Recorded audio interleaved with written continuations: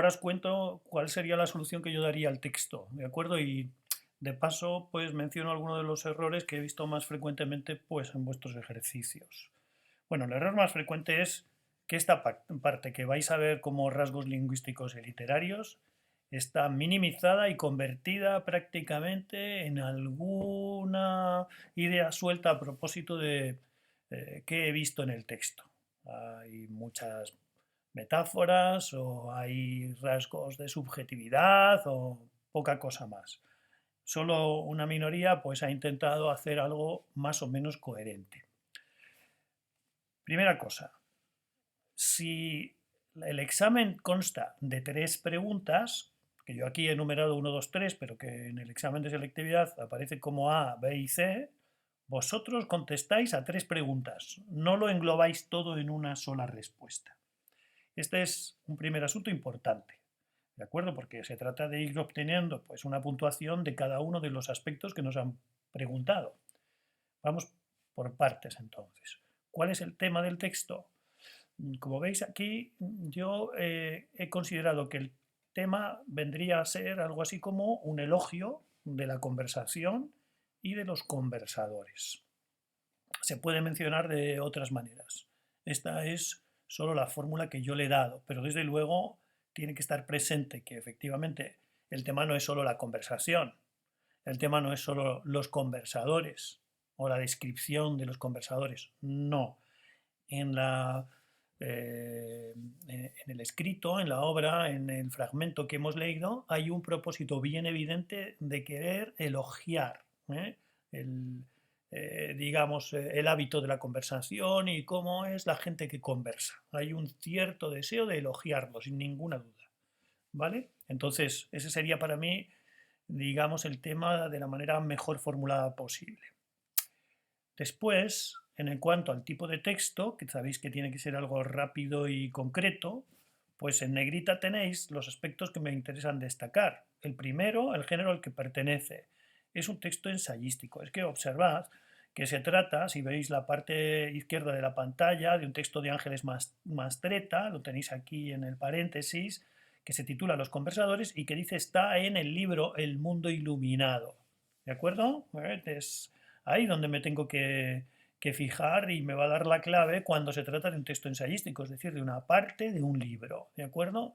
Por eso es un ensayo y no pues un artículo de opinión. Podríamos poner por caso que es la otra fórmula o el otro tipo de texto que me suele poner el examen de la prueba de acceso. Con esto no he acabado de contestar la pregunta. Tengo además que añadir que se trata de un texto argumentativo, pero que curiosamente en él, si me permitís que lo diga, predomina la descripción, porque efectivamente es argumentativo. Se trata de un texto muy complejo, no creáis que se puede resolver de manera tan sencilla. En el fondo, pues se trata de un texto efectivamente argumentativo, porque ella lo que está haciendo es defender la conversación, defender a los que conversan, describir como algo que ella ve con nostalgia, esa fórmula social o esa manera de comportamiento social, ¿no? Pero al mismo tiempo, pues para hacerlo, lo que hace es describir con ese tono elogioso a los conversadores, ¿no? De manera que hay, pues, una parte argumentativa en la intención y también, pues, una descripción que sirve de propósito a ese texto argumentativo. Se trata de un texto, por tanto, que mezcla, es un texto híbrido. Luego veremos que además va a ir a mezclar otras cosas más curiosas e interesantes, ¿no? Vamos al rasgo 3 o a la parte 3, a la pregunta tercera, que es la que más me importa de todas, con mucho. Bueno, porque pienso que estas pues siempre las podéis improvisar o hacer de manera más sencilla y son breves y algo obtendréis, pero en esta hay que saber redactar y hay que tener un orden, hay que seguir una, digamos, un guión como os he dado en ocasiones, ¿no? Eh, Así, me he saltado la parte inicial, si recordáis, voy a hacer un salto en la pantalla. En la parte inicial decíamos, pues, argumentar consiste en aducir razones para defender una idea central o tesis. En el caso del ensayo decimos que se trata de un texto literario, pero de un género que no es ficticio y en el que el emisor coincide con el autor y el referente real. Bueno, pues en esas características defender una tesis, pues esta tiene una estructura concreta. Bueno, pues todo eso me lo he saltado porque en realidad en el guión siempre hay aspectos que luego a lo mejor no son tan relevantes en un texto en concreto. Y aquí lo que resulta relevante es subrayar, por una parte, el enfoque subjetivo que el texto tiene, que enseguida os lo voy a mostrar, y por otra parte subrayar esto que hay aquí de los aspectos literarios, porque el texto tiene una intencionalidad literaria muy clara, ¿no? Muy evidente, es lo que más llama la atención. Bueno, vamos por partes entonces. El comienzo es así, tras hacer una evocación de la conversación que elogia, porque la elogia, el texto pretende una descripción minuciosa del comportamiento y características de los seres que en ese tiempo al que hace mención, en ese pasado, conversaban. La cohesión, uno de los aspectos de nuestro guión, si recordáis, viene marcada por la repetición de términos de la misma familia. Conversar, conversador, conversación. Este es el lexema que más se repite y me vale con estos 3 ejemplos, aunque hay otros, sin duda, que pueden servir para que marquemos esta cohesión. La subjetividad del texto, este es un aspecto que nos interesa muchísimo, se aprecia dentro del nivel morfológico en la presencia del emisor, ya sea a través, perdón, vamos a quitar esto, a ver si me sirve para corregirlo, me lo ha corregido él solo, a través del pronombre de primera persona yo o de la conjugación verbal, vengo, creo. En el plano fonológico no destaca la subjetividad por la presencia de oraciones de modalidad distinta de la enunciativa, aunque sí es verdad, no lo he querido ampliar esto, que hay pues cierta presencia de expresiones que darían pues lugar a oraciones de modalidad dubitativa, por ejemplo, tal vez porque los besos, ¿no? Y hay otras semejantes. Así que esto diríamos que lo podríamos completar señalando que efectivamente podemos encontrar algunos rasgos de oraciones con modalidad optativa o dubitativa, ¿no? Desde el punto de vista semántico, destacan los juicios de valor.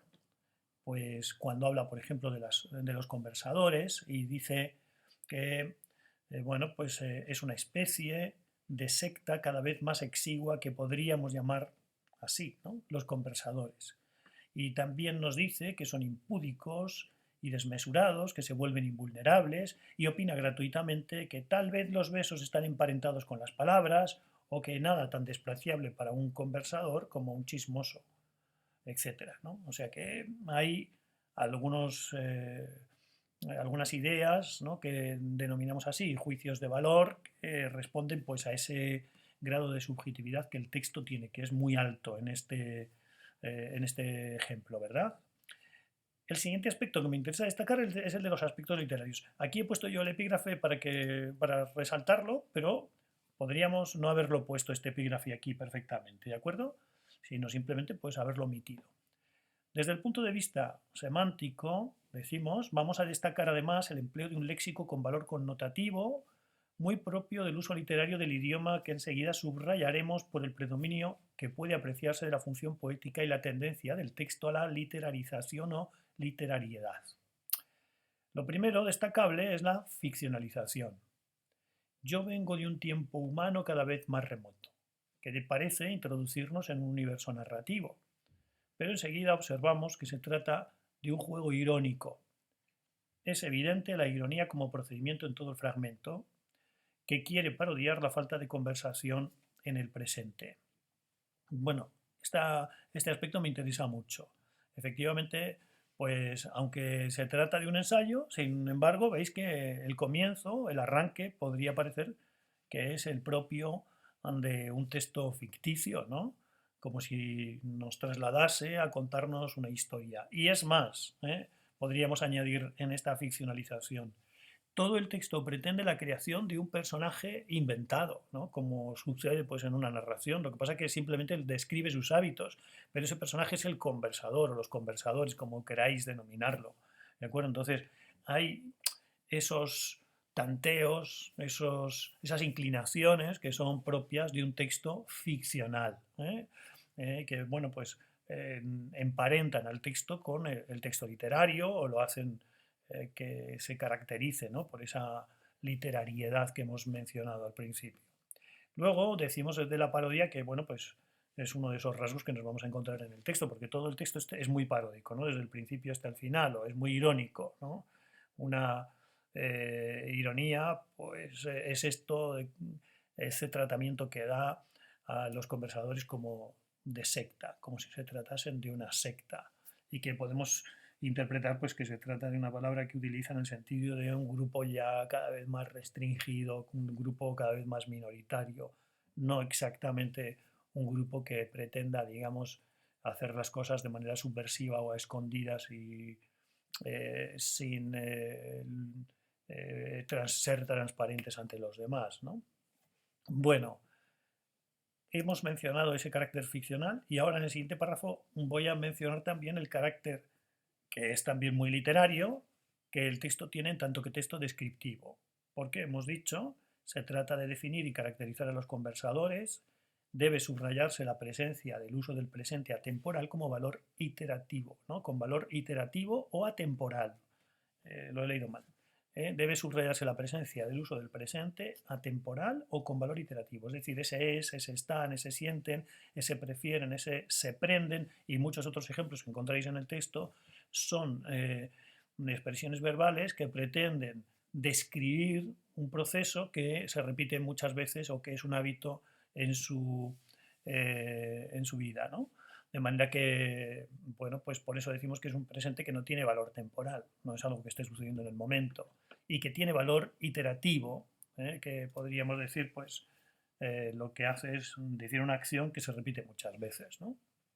En fin, después vamos a hablar de los rasgos propiamente retóricos o de las figuras retóricas que van a subrayar el carácter literario del texto. Dice, la primera metáfora que emplea el texto y a la que se subordinan muchas otras es la de que los conversadores son una especie de secta, ya lo hemos dicho, pero no una secta cerrada, sino abierta, pues son impúdicos, que comparten todo lo suyo, ¿no? Son, define, intercambiadores de palabras, caminan, nueva metáfora, a la vera del acantilado, es decir, próximos al peligro del abismo, se cuelgan del teléfono, otra metáfora, para satisfacer su pasión por hablar, o son enemigos del reloj, ¿eh?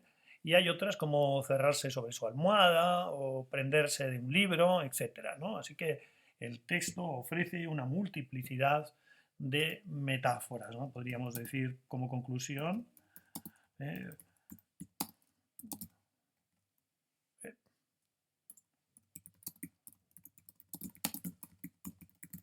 ¿Vale? Podríamos dejarlo más o menos así, para subrayar evidentemente ese carácter literario que pretende. Es evidente, por tanto, el predominio de la función poética en el texto, en el que además de los recursos mencionados nos encontramos con enumeraciones, ni credenciales, ni de registros, descubren emociones, dudas, pesares y proyectos, hay otras más, solo he puesto algún ejemplo, comparaciones, como quien desgrana un rosario, paralelismos, no importa lo que les pase con tal de que no importe lo que se diga, incluso la personificación que hemos mencionado antes de el reloj es su enemigo más acérrimo.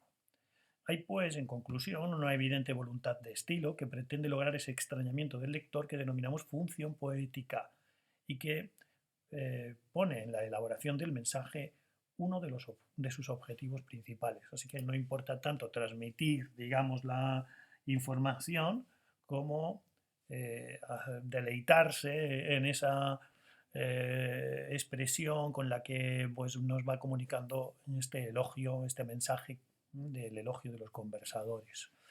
Espero que me hayáis entendido más o menos y que bueno, sirva un poco de modelo sobre lo que pretendemos hacer en este comentario de texto. ¿De acuerdo? Ahora yo os propondré otro y este ya lo haréis vosotros y luego lo corregiré yo. Despacio, pero sin pausa tampoco. Vamos allá.